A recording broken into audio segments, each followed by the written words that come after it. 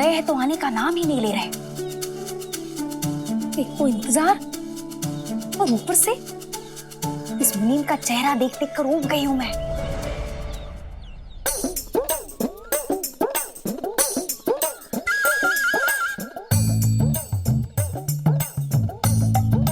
लगभग सभी घरों से सोना आ गया है।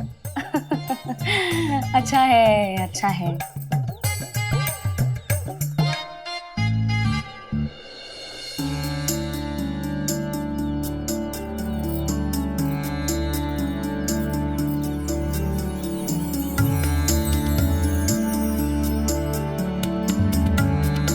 विश्वनाथ जी, आप आ गए? थोड़ा सा आप आएंगे, मुझे काम था आपसे।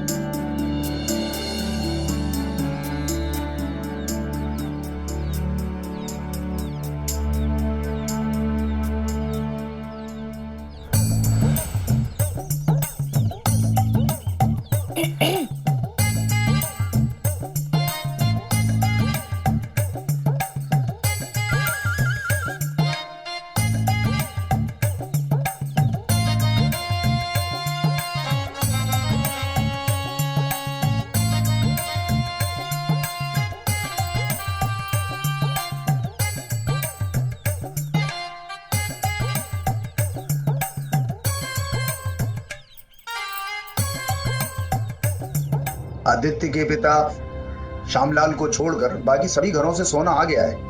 मुंशी जी, श्यामलाल बहुत गरीब है, इसीलिए मैंने उसे पैसा इकट्ठा करने के लिए कुछ समय दिया है। हम लोग इंतजार करेंगे। आप देखिए, बाकी सबने पैसे दिए हैं।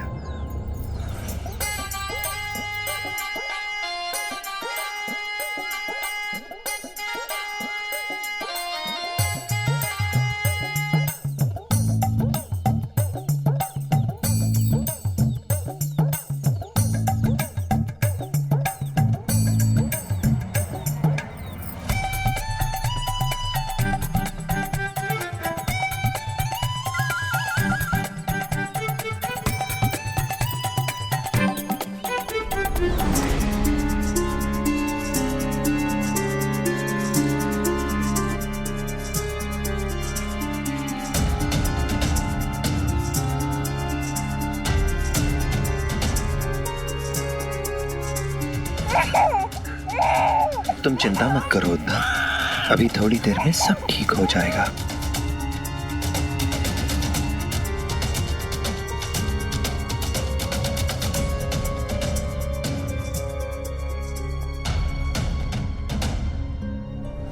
मैं अभी साई को लेकर आती हूँ और साई ये सिद्ध करेंगे कि उन्होंने तुम्हारा बाजा तोड़ा नहीं है, बल्कि वो इसे फिर से पहले जैसा बना देंगे। क्या करूँ मैं? अभी साई को टोकना ठीक नहीं होगा। साई की जरूरत अभी उस बच्चे को है।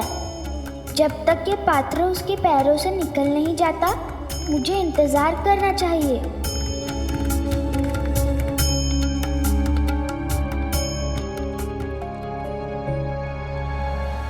इसका पाँव बहुत नाजुक है और बहुत तकलीफ में है। ये लोटा निकालना इतना सरल नहीं होगा। अगर आप ही कुछ नहीं कर पा रहे तो और कोई भी नहीं कर पाएगा। आप ही कुछ कीजिए साई, कुछ कीजिए ना। उद्धव,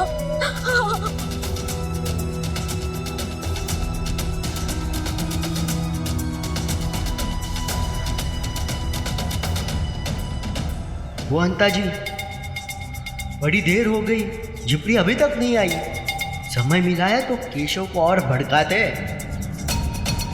वरना अगर साई आ गया तो मुश्किल में हम पड़ जाएंगे। सही कहा पंता जी। किसकी राह देख रहे हो केशव? मैंने तो पहले ही कहा था, कोई आने वाला नहीं है। ना साई आने वाला है, ना झिपरी। ये सब लोग ऐसे ही है। ये सब झूठ बोलते हैं और अपना भांडा फूटने के बाद यहाँ से भाग जाते हैं, है कि नहीं अंता जी? हाँ पंता जी, आना होता तो अभी तक आ चुके होते। खंडर थोड़ी ना ज्यादा दूर है।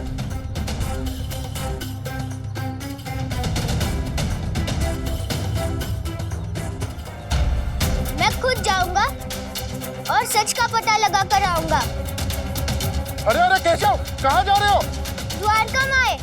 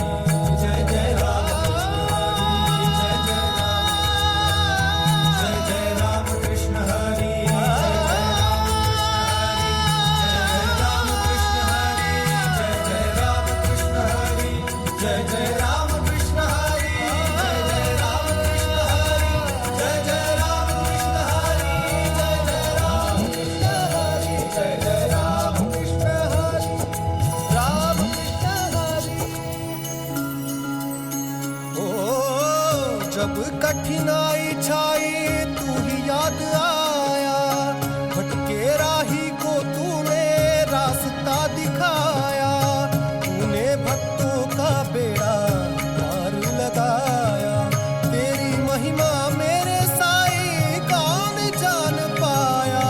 ओम साई ओम साई ओम साई ओम साई ओम साई ओम साई ओम।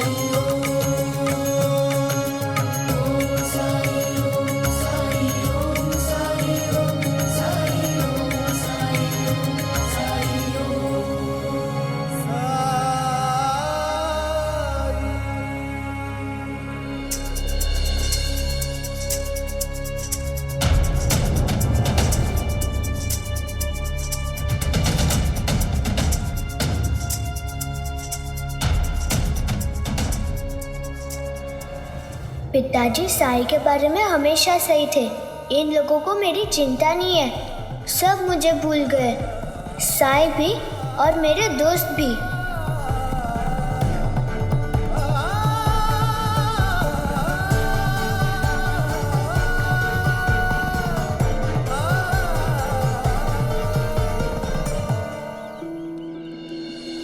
श्यामा, तुम्हारा बच्चा पूरी तरह से स्वस्थ है। उम्र बढ़ने के साथ साथ उसका शरीर भी बढ़ेगा, पैर भी बड़े होंगे, तब ये कड़ा उतार देना। मैं तो ये सुनिश्चित करूंगा साईं कि किसी ना किसी रूप में ये कड़ा हमेशा मेरे बच्चे के साथ ही रहे। इसमें आपका आशीर्वाद जो है मैं इससे कभी अलग नहीं होने दूंगा। राम जी भला करें।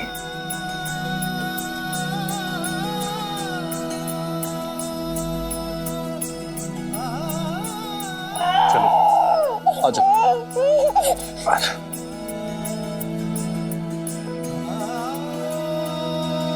शुक्रिया साई। चलते।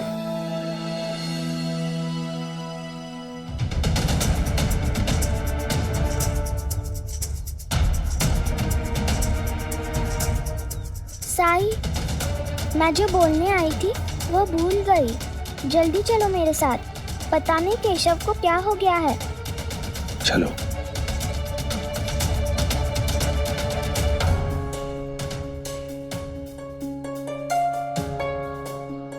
देखो साई, केशव और अंतपंता जी यहीं पर थे और वो लोग केशव से कह रहे थे कि तुमने जादू से इस बाजे को तोड़ दिया,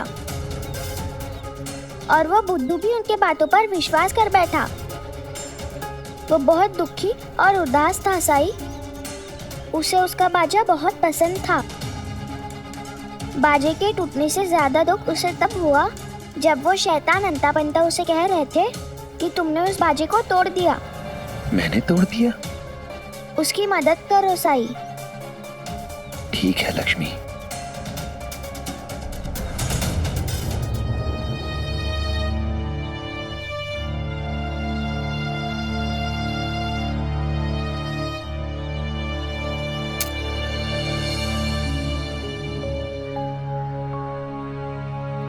जब जीवन में दुख का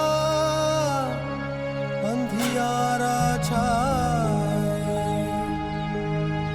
मन में सदा श्रद्धा की ज्योत जलाए, विश्वास मन का तुझको पार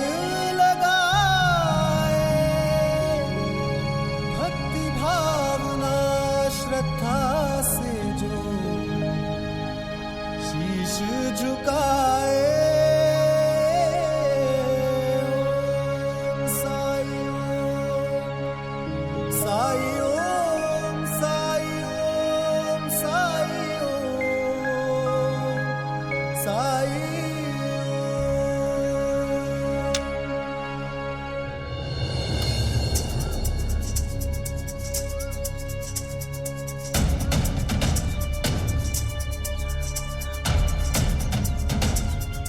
साई, ये अभी भी नहीं चल रहा है।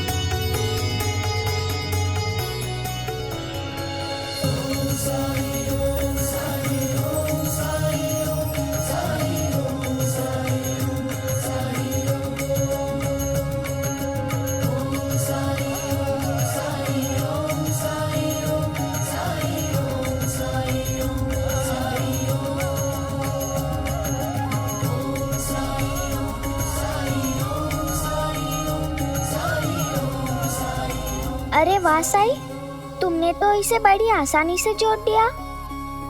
मैंने केशव से कहा था कि तुम इसे वापस पहले जैसा बना दोगे। काश केशव भी होता तो वो देख पाता कि वो तुम्हारे बारे में कितना गलत सोच रहा है। लेकिन साई, मुझे एक बात समझ में नहीं आई। उस दिन तुमने टूटी हुई गेंद के बारे में कहा था कि उसकी आयु हो गई है और वो कभी भी ठीक नहीं हो सकती। फिर तुमने इस टूटे हुए बाजे को जोड़ कैसे दिया? ऐसा इसलिए क्योंकि इस यंत्र, इस बाजे की आयु अभी पूरी नहीं हुई। कोई वस्तु अगर काम करना बंद कर दे या खराब हो जाए तो इसका मतलब ये नहीं कि अब उसकी उपयोगिता समाप्त हो गई है। कुछ चीजों को ठीक करके उन्हें दोबारा उपयोग में लाया जा सकता है।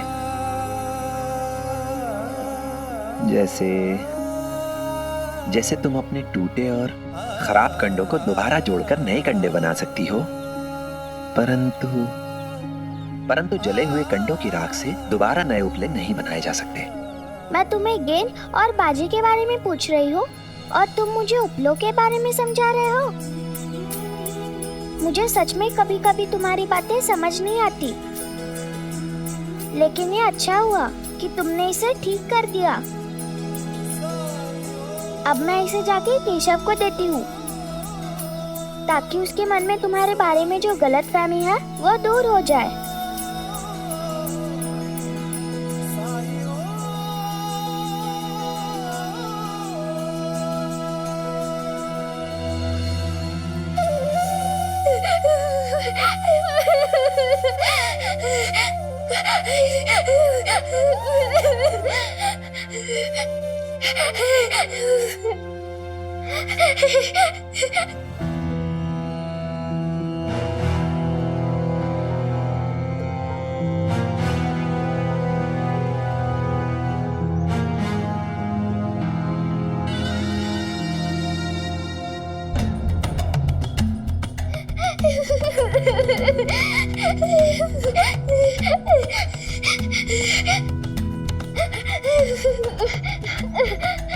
केशव, बस कर बेटे, बस कर। कितना रोएगा?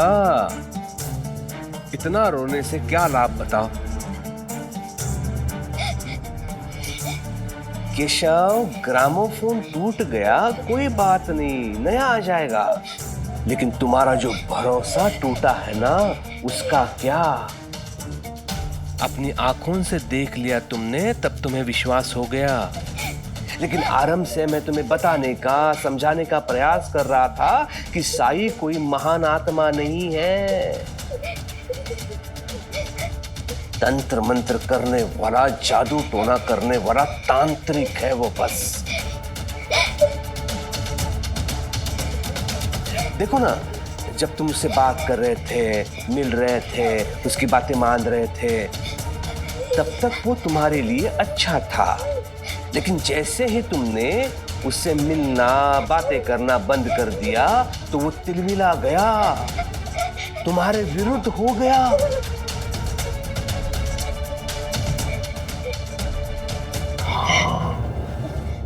तुम्हारे मित्रों को उसने भड़काया और यहाँ तक कि उसने शिरडी वासियों को भी तुम्हारे विरुद्ध भड़काया।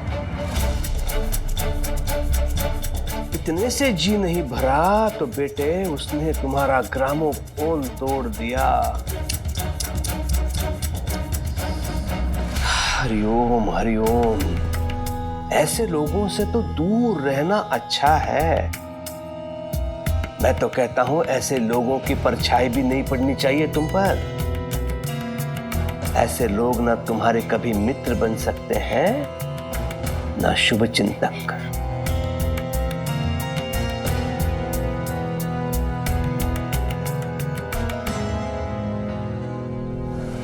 हाँ पिताजी, अब सब कुछ मेरे समझ में आ गया। आप शुरू से ही सही थे। अब से आपकी खुशी में ही मेरी खुशी है। और हाँ, एक बात और,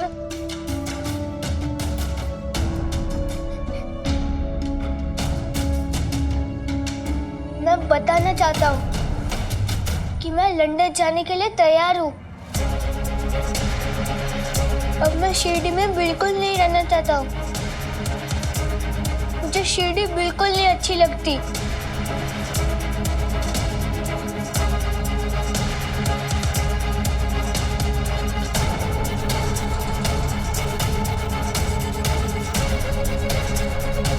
आराम कर बेटा। हरिओम।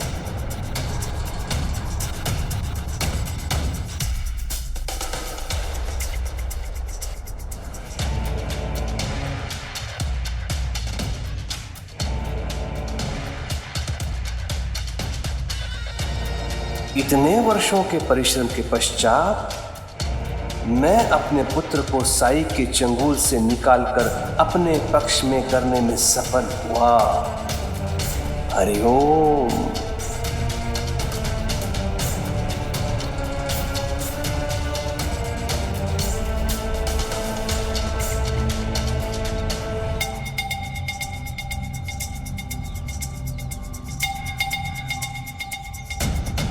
रुको, कहाँ चले आ रहे हो? अंदर दिख नहीं रहा है क्या आप लोगों को? ये संगीत वाला डब्बा लौटाने आए हैं और आप लोग साई पर जो आरोप लगा रहे थे उसे झूठा साबित करने आए हैं। क्या किया तुम लोगों ने बाजे के साथ? हमने नहीं, साई ने इसे ठीक किया है।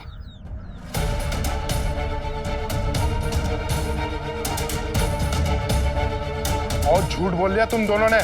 अब बक्सा हमारे हवाले करो, निकलो यहाँ से। नहीं, ये आपका नहीं है, केशव का है। उसे हम ही देंगे। बुलाओ उसे। हाँ, बुलाओ उसे। तुम दोनों हमें आदेश दे रहे हो? हम केवल कुलकर्णी सरकार का आदेश मानते हैं। बक्सा रखो और जाओ, निकलो यहाँ से। आप केशव को बुला रहे हैं या नहीं? अगर नहीं बुला रहे हैं तो हम लोग खुद अंदर जाके उसे ये बक्सा देकर आते हैं। ए जिप्री, तेरी इतनी हिम्मत, तू कुलकर्णी सरकार के वाड़ा में आएगी? तू तो क्या, तेरी परछाई भी इस पवित्र घर पे नहीं आ सकती। इन लोग से जरा सी बात क्या कर ली, सर पे चढ़ जाते इन लोग।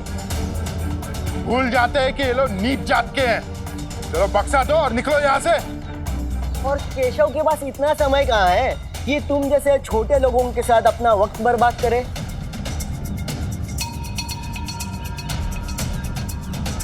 अरे कुलकर्णी सरकार,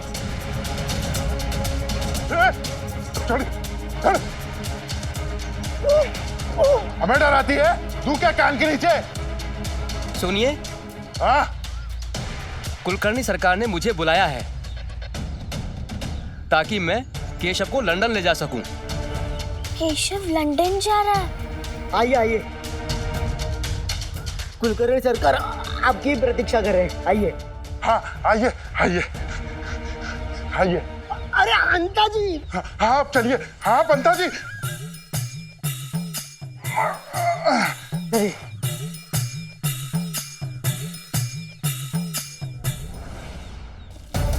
क्या क्या? हाँ, हमने खुद अपने कानों से सुना और देखा भी कि केशव को लंदन ले जाने के लिए कोई तो उसके घर आया है। हाँ, लेकिन वो तो जाना नहीं चाहता था, तो फिर अब क्यों जा रहा है? क्या केशव को अब हम लोग पसंद नहीं है? हमारी दोस्ती पसंद नहीं है? लगता तो ऐसा ही है, क्योंकि केशव ने तो हमें कुछ भी नहीं बताया। मुझे लगता है वो हमारे कारण जा रहा है। हमने उसे डरपोक कहकर चिढ़ाया था, क्योंकि वो और उसका पूरा परिवार दंगे के समय शिरडी छोड़कर भाग गए थे, इसलिए। क्या तुम लोग इतने बड़े मूर्ख कैसे हो सकते हो? क्या तुम्हें इतनी भी बुद्धि नहीं है? क्या तुम्हें याद नहीं रहता कि साई ने हमें क्या सिखाया है? गलती हो गई जिप्री, लेकिन सुधारी जा सकती है। केशव अभी तक गया नहीं है, हमें उसके पास जाना चाहिए और उसे लंदन जाने से रोकना चाहिए। हाँ चलो। हाँ हाँ।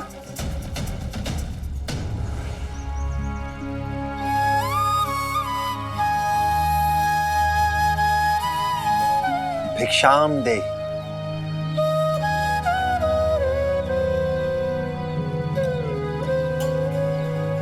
प्रणाम साई। राम जी भला करें। माफ करना साई, इस वक्त मेरे पास आपको देने के लिए कुछ भी नहीं है। और इस समय क्यों, आगे भी मैं आपको कुछ भी नहीं दे सकता। आप तो जानते हैं मेरा बेटा सिपाही था, अंग्रेज सरकार के हुक्म से अपने साथियों के साथ एक डाकुओं की टोली को पकड़ने गया था। उसे अपने कर्तव्य में जीत तो मिली, डाकुओं की टोली पकड़े भी गए, लेकिन उस जिंदगी के जंग हार गया साई। वो मौत को प्राप्त हो गया।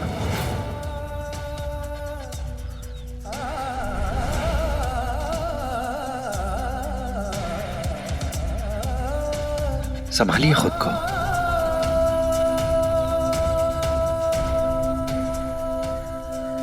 जातस्य हि ध्रुवो मृत्यु ध्रुवम जन्म मृतस्य च तस्मात् परिहर्येर्थे न त्वं शोचि तुमर्हसि। अर्थात जिसका जन्म हुआ है उसकी मृत्यु निश्चित है, और जिसका मरण हुआ है उसका जन्म भी तय है। इस जीवन मरण के चक्र से दुखी मत हो, शाश्वत सत्य है ये। और मैं भी आपसे यही कह सकता हूं कि मृत्यु तो सिर्फ शरीर की होती है, आत्मा तो अमर है। परंतु मैं ये भी जानता हूं कि इस समय एक पिता का दुख सिर्फ इसी सत्य को स्वीकार कर सकता है कि उसका प्रिय पुत्र उससे छिन गया है। मनुष्य स्मृतियों के सहारे जीता है और स्मृतियों को मिटाया नहीं जा सकता। संसार के किसी भी धर्म ग्रंथ का ज्ञान उन स्मृतियों को धुंधला नहीं कर सकता, और जीवन मरण के गूढ़ रहस्य ये एक पिता को सांत्वना नहीं दे सकते। आपके बेटे ने इस समाज की डाकुओं से रक्षा करने के लिए इस समाज की सेवा में अपने प्राणों का त्याग किया है। और समाज की सेवा करने वाले ऐसे वीर सपूत वो मरते नहीं हैं। वो अपने कर्मों से हमेशा के लिए समाज में अमर हो जाते हैं। आपका बेटा भी जीवित है। इस इलाके की सुरक्षा में, इसकी शांति में, इस इलाके के सुकून में जिंदा है वो, और वो हमेशा अमर रहेगा। अपने स्वार्थ के लिए जीने वाले बहुत से लोग होते हैं, पर दूसरों की सेवा में, उनकी सुरक्षा में निस्वार्थ प्राण त्याग देने वाले इस वीर पिता के वीर सपूत कम ही होते हैं। मैं समझ सकता हूं उसकी मृत्यु का दुख स्वाभाविक है, लेकिन यह दुख उसके बलिदान, उसके जीवन की सार्थकता पर जो प्रसन्नता होनी चाहिए, कहीं उसे कम ना कर दे। इसका भी तो ध्यान रखना होगा ना आपको।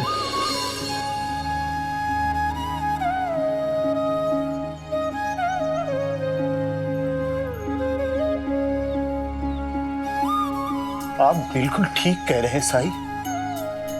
मेरा कमजोर होना मेरे बेटे की वीरता का अपमान होगा। मैं पूरी कोशिश करूंगा इस जीवन को उस वीरता से जीने की, जिस वीरता से मेरे बेटे ने मौत को स्वीकार किया।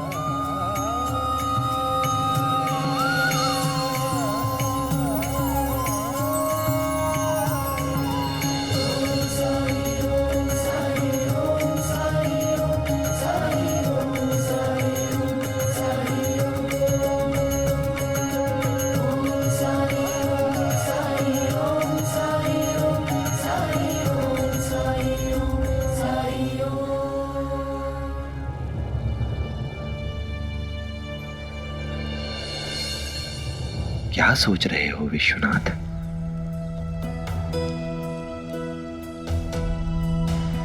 उनका बेटा कुछ दिन पहले ही गुजरा है। ऐसे समय में मैंने लोगों को टूट कर बिखरते हुए देखा है, समझाने वाले पर बिगड़ते हुए भी देखा है, मगर वो तो आपकी बात बहुत शांत होकर सुन रहे थे। अभी तो उनका जख्म भरा भी नहीं है, फिर भी इतनी हिम्मत कैसे साईं?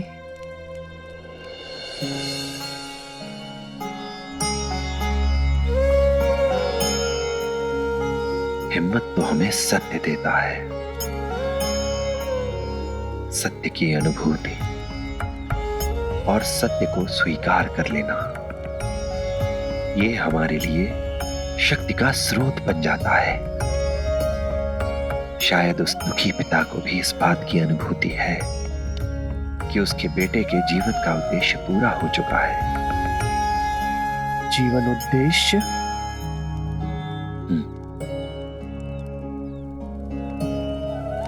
यहां जो भी शरीर धारण करता है, उसके जीवन का कोई ना कोई उद्देश्य अवश्य होता है।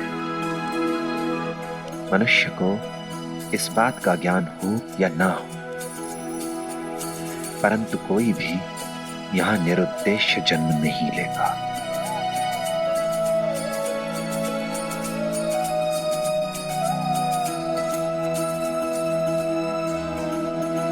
साईं,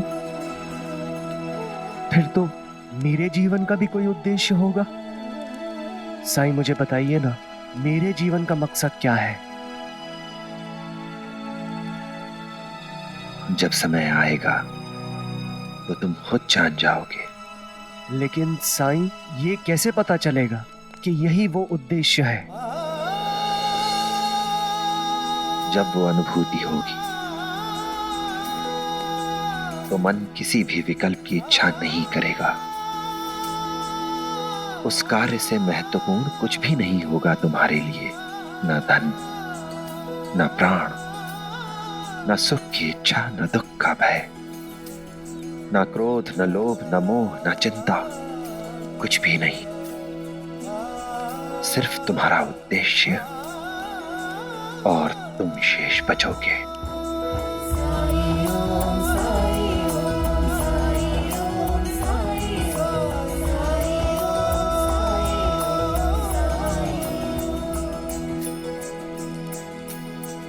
ऐसा भी क्या उद्देश्य हो सकता है मेरे जीवन का? पता नहीं कहाँ रह गए।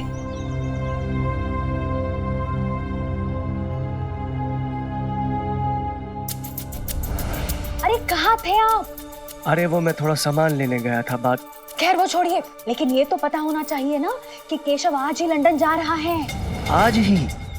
लेकिन इतनी जल्दी क्या थी? मुझे तो लगा वो रुक्मणी वहिनी के आने के बाद जाएगा। विश्वनाथ,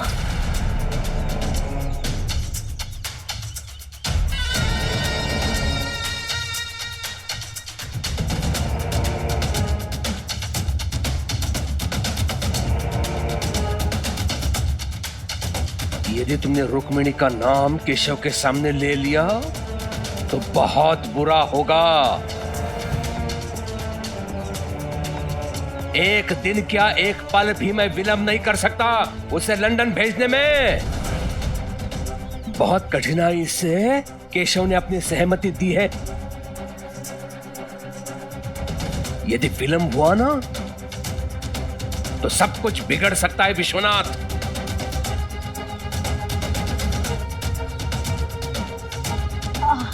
हाँ हाँ दादा, तुम चिंता मत करो, ये वहिनी की चर्चा नहीं करेंगे, नहीं करेंगे ना।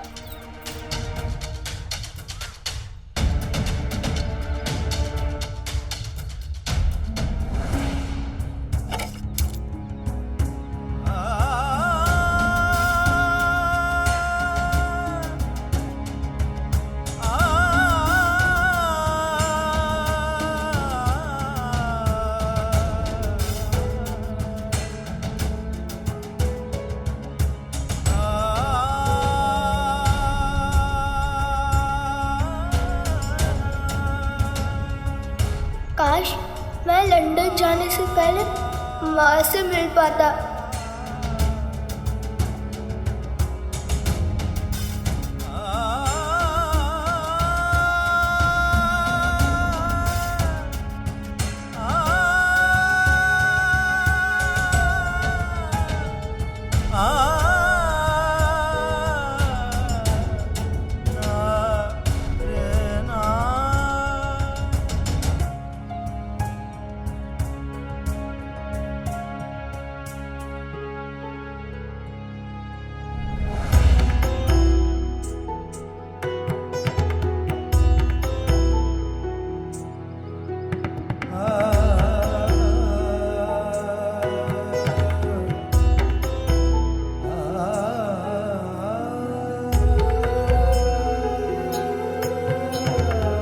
घूमते घूमते जिसके भी पास जाकर रुकेगा ये उसी का होगा।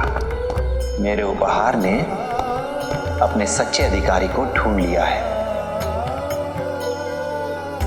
अब ये आजीवन उसी के पास रहेगा।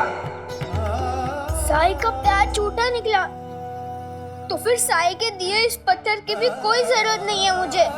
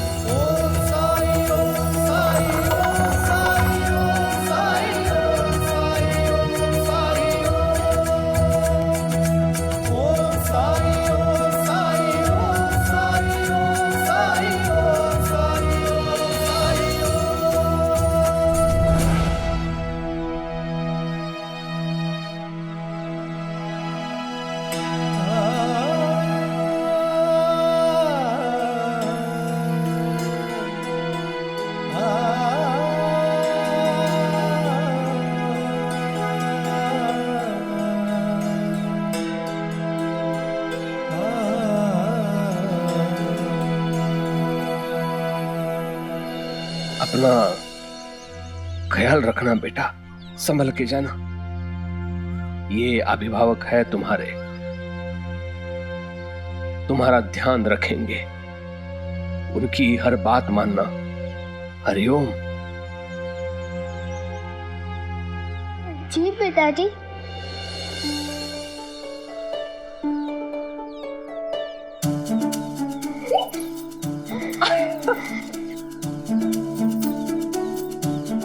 अपना ख्याल रखना।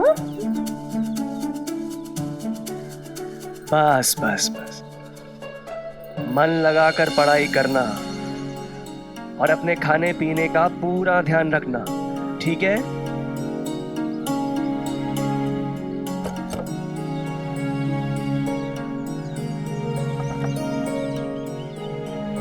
सरकार, सारा सामान रख दिया है। केशव, हमेशा खुश रहना। हम यहाँ रोज अभ्यास करेंगे।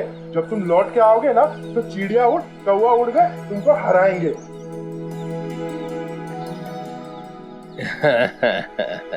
चलो, जो कहा है उसे ध्यान में रखना और इनकी सभी बातें मानना। हरिओम। चलो जाओ।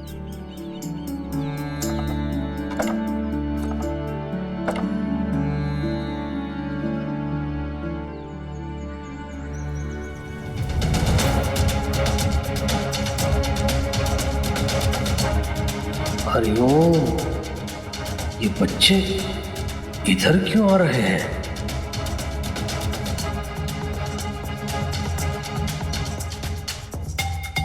कोचवान, दाहिने वाले रास्ते से लेके जाओ गाड़ी।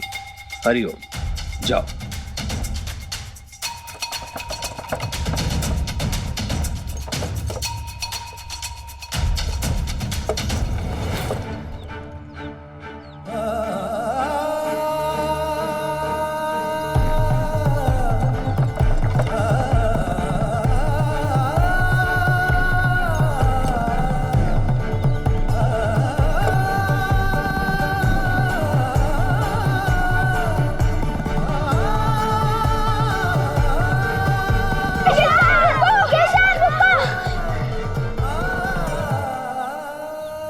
जिप्री, केशव को हम नहीं रोक पाए। नहीं, मैं एक छोटा रास्ता जानती हूँ, चलो।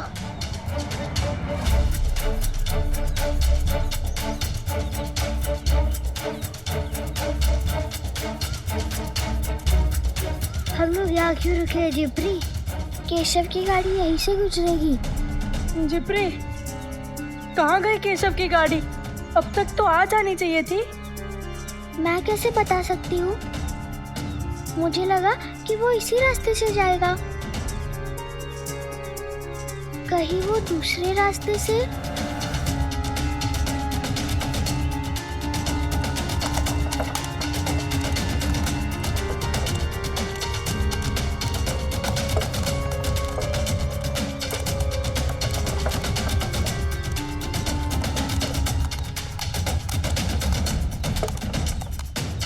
बच्चों को देखकर ये मैंने सुनिश्चित कर लिया था कि कोई भी केशव से ना मिल पाए, इसलिए मैंने गाड़ी दूसरे मार्ग से भेज दी। हरिओम।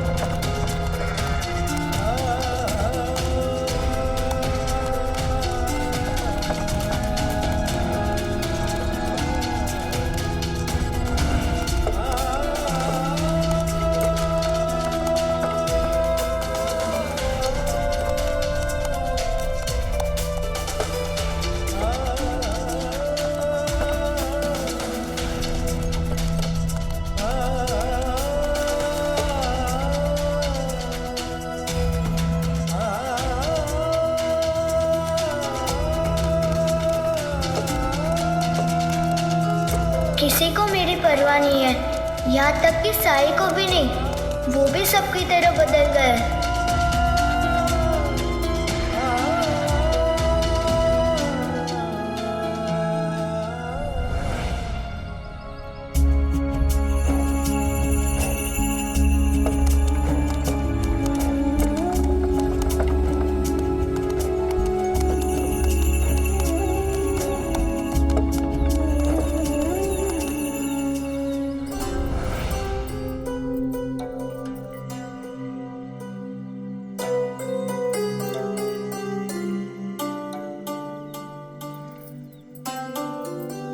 केशव के बिना कुछ भी अच्छा नहीं लग रहा। क्यों जियो?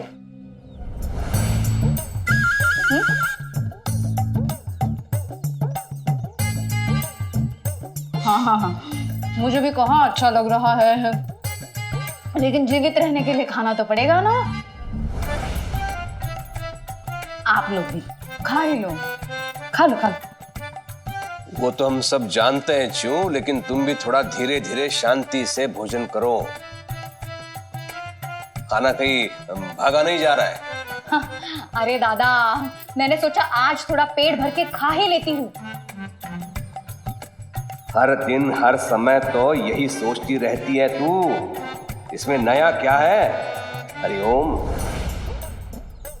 क्यों, आज ऐसी क्या खास बात है जो तुम इतना पेट भर के खा रही हो? कल मैं पेट भर के इसलिए खा रही हूँ क्योंकि कल पूर्णिमा है और मैं वट सावित्री का व्रत रखने वाली हूँ।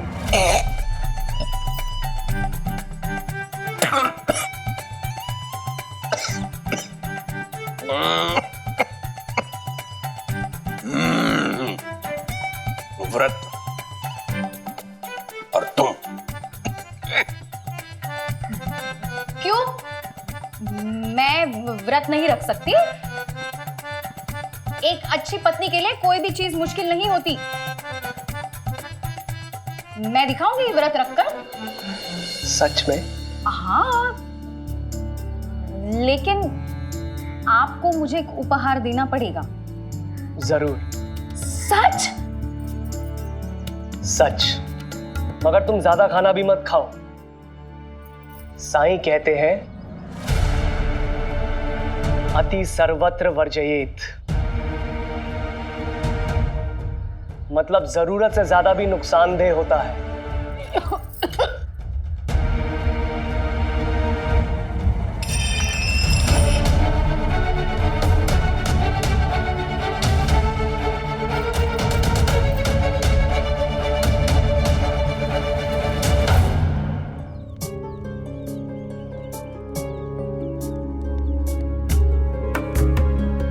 साई, मेरी पत्नी बहुत अस्वस्थ है। यहाँ बिठाओ इन्हें। हाँ बेटा।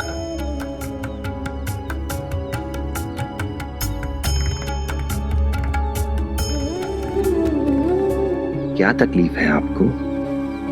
कुछ नहीं साईं, बस थोड़ी सी कमजोरी है। इन्हें मेरी कुछ ज्यादा ही चिंता होती है। देख रहे हैं ना साईं, इसे थोड़ी सी कमजोरी बता रही है, अपने पैरों पे खड़ी तक नहीं हो पा रही है। साईं, इसे घर पर सबकी चिंता रहती है सिवाय खुद की। साईं, इसे ठीक कर दीजिए साईं। आप चिंता ना कीजिए, ये ठीक हो जाएंगी।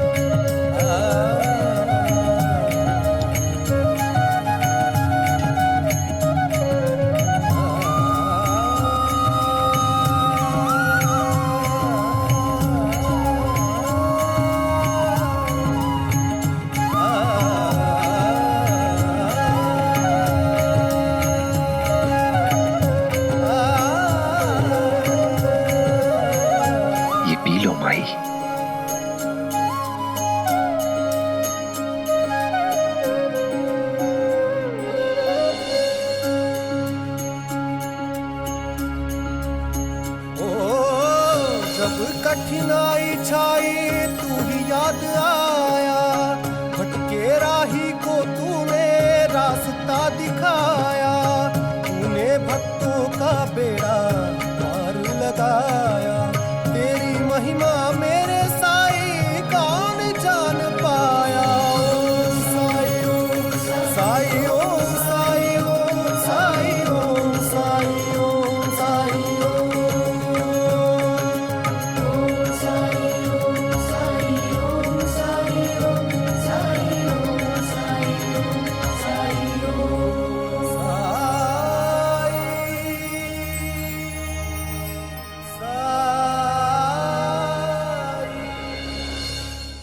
ऐसे और भी मज़ेदार वीडियो के लिए हमारे चैनल को लाइक, शेयर और सब्सक्राइब करें।